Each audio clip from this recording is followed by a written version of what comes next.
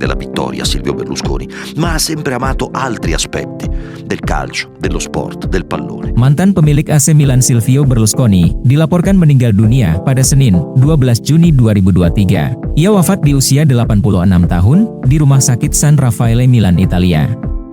Berlusconi sendiri dikenal sebagai sosok yang amat berpengaruh di Italia, sebab dulunya ia adalah mantan Perdana Menteri Italia. Selain aktif di dunia politik, Berlusconi pun juga amat terkenal di dunia sepak bola. Dia pernah menjadi pemilik AC Milan, sekaligus Presiden Rossoneri. Ia juga merupakan pemilik AC Monza, sedari 2018 sampai meninggal dunia. Berlusconi membeli AC Milan ketika klub berjuluk Rossoneri itu hampir bangkrut pada 1986.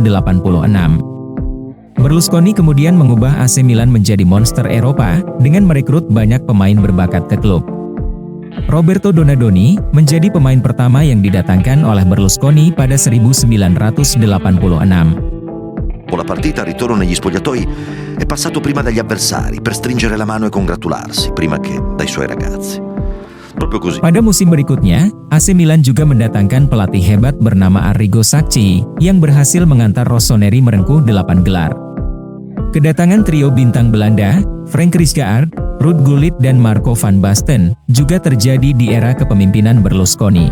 Tidak hanya itu, banyak bintang lainnya seperti Zvonimir Boban, Andriy Shevchenko, Roberto Baggio, dan George Weah, yang juga hasil dari negosiasi Berlusconi. Dengan segudang pemain bintang, Berlusconi mampu membawa AC Milan terbang tinggi. Secara keseluruhan, pria kelahiran Milan, Italia itu mampu membawa Rossoneri meraih 29 trofi, termasuk 5 gelar Liga Champions. Mengakhiri legasi di AC Milan, Berlusconi kemudian membeli klub kasta ketiga Liga Italia yakni Monza. Di bawah kepemimpinan Berlusconi, Monza kemudian berhasil promosi ke kasta teratas untuk pertama kalinya pada 2022 hingga 2023. Monza mengakhiri musim pertamanya di kasta teratas pada urutan ke-11, setelah mengumpulkan 52 poin. Berlusconi berpulang setelah meninggalkan warisan besar untuk dua klub Italia tersebut. Dikutip dari Tempo, Presiden Rusia Vladimir Putin menyebut Berlusconi sebagai teman baik dan politisi yang luar biasa.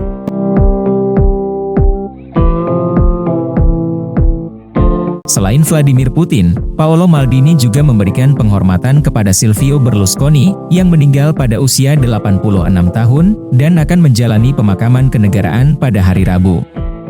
El Capitano mengungkapkan bahwa tidak ada yang akan menjadi seperti Berlusconi lagi.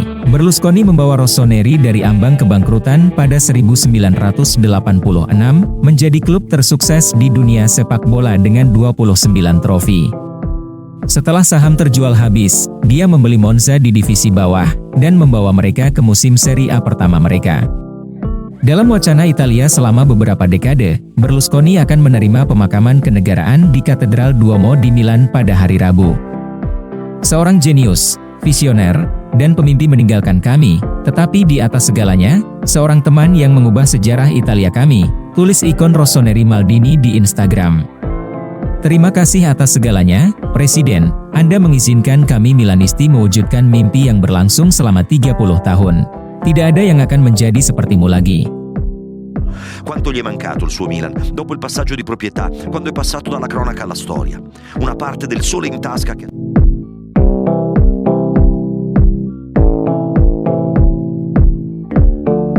Pemecatan Paolo Maldini dari kursi Direktur Teknik AC Milan oleh manajemen klub juga mendapat sorotan dari mantan bintang Rossoneri Riccardo Kakà. Maldini didepak dari posisinya setelah berselisih dengan pemilik AC Milan, Gerry Cardinale, bos dari konsorsium Redbird yang menjadi pemegang saham utama klub. Maldini dan Cardinale tak sepaham soal pengembangan tim dan cara Milan bermanuver di bursa transfer.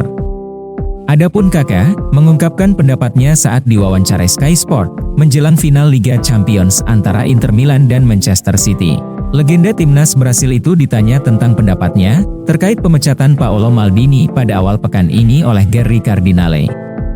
Mantan rekan satu tim Maldini itu menjelaskan, pemecatan itu adalah hal yang menyedihkan, mengingat apa yang sudah Paolo Maldini berikan, baik sebagai pemain ataupun sebagai direktur teknik.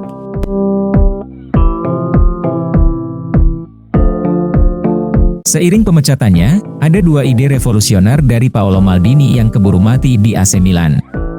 Pertama, Maldini menginginkan dana ekstra di bursa transfer musim panas 2023. Dorongan untuk belanja pemain dengan modal biaya transfer besar diinginkan oleh Paolo Maldini agar AC Milan bisa lebih kompetitif. Namun dikutip dari La Repubblica, CEO AC Milan Giorgio Furlani dikabarkan sudah memberikan peringatan mengenai dana transfer pemain. Furlani disebutkan sudah bertemu dengan Maldini sebelumnya untuk memberitahukan ex-direktur teknis tersebut mengenai anggaran belanja pemain. Dilaporkan bahwa AC Milan hanya membelanjakan sekitar 35 juta euro saja, plus dana tambahan dari penjualan pemain pada bursa transfer musim panas 2023. Di sisi lain, Cardinale melihat AC Milan patut fokus pada pengembangan pemain muda, plus mendatangkan pemain baru berharga dan bergaji lebih murah. Itu didasari pada kekecewaannya terhadap Charlie de Ketelaere yang direkrut dengan biaya cukup mahal, tetapi minim kontribusi. Con ritmo, senza fermare il pallone, via, via Olli, vai, andiamo subito. Marcare. Gagasan kedua yang coba diterapkan oleh Paolo Maldini untuk AC Milan adalah mengganti posisi Stefano Pioli dari kursi pelatih. Meski tampak harmonis, rupanya Maldini tidak puas akan kinerja dari Pioli. Pria asal Italia tersebut sudah memiliki rencana untuk mengganti posisi Pioli. Laporan dari Corriere dello Sport menyebutkan bahwa Maldini ingin mengganti Stefano Pioli dengan ex-rekannya, Andrea Pirlo di kursi pelatih. Seperti diketahui bahwa Andrea Pirlo baru saja meninggalkan posisinya sebagai pelatih klub Turki, Fatih Karagümrük. Pirlo sendiri mendaftar di kursus lisensi Pro UEFA di Coverciano pada Agustus 2019. Dirinya kemudian mendapat pekerjaan di Juventus U23 sebelum ditunjuk sebagai pelatih kepala tim utama. Namun, ex-gelandang flamboyan AC Milan dan timnas Italia itu dipecat setelah hanya satu musim menukangi Juventus akibat gagal merebut gelar Liga Italia. Pada akhirnya, pemecatan Maldini sendiri telah membunuh ide pergantian pelatih tersebut. Andiamo, tutto di prima, andiamo. Dai avanti bene, Olli, dai davanti a Sacco. Dai Alex. Setelah pemecatan Maldini, kini Stefano Pioli bakal mendapatkan kepercayaan lebih dari Redbird dalam membangun tim sebagai bagian sentral dalam proyek pembangunan AC Milan. Ex-pelatih Inter Milan dan Fiorentina tersebut tidak pernah terancam posisinya, lantaran Redbird menilai kinerjanya apik dan memuaskan. Era baru AC Milan selepas kepergian Maldini, membuat Stefano Pioli punya peran seperti Sir Alex Ferguson di Manchester United. Pioli akan mempunyai kewenangan yang lebih besar untuk menentukan target pemain AC Milan di bursa transfer mendatang. Ia juga akan bertanggung jawab atas cedera pemain dan mengajarkan para pemain muda untuk menjadi bintang di masa depan. Pelatih Milan ini juga sudah bertemu Paolo Maldini dan Massara di Forte dei Marmi untuk makan siang. Pertemuan tersebut menjadi ajang perpisahan yang manis setelah ketiganya bahu-membahu membangun AC Milan hingga menjadi juara musim lalu dan lolos ke babak semifinal Liga Champions.